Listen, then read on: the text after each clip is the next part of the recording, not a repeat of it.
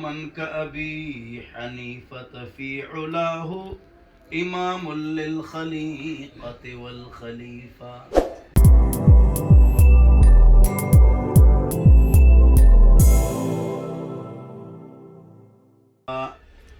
فلا بالمشرقين له نظير ولا بالمغربين ولا بكوفة.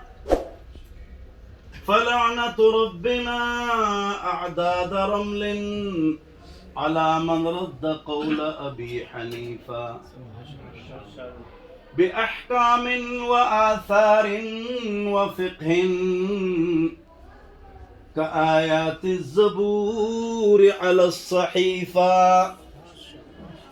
فرحمة ربنا أبدا عليه مدى الأيام ما قرأت صحيفة. ويقايس من يقايسه بلب ومن ذا تجعلون له نظيرا. وإذا ما المشكلات تدافعتها رجال العلم كان بها بصيرا.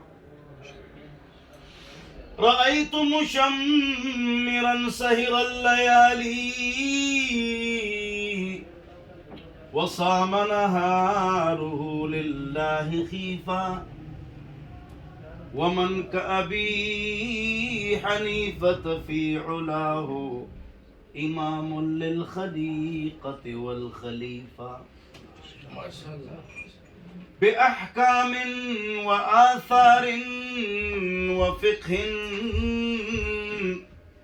كآيات الزبور على الصحيفة.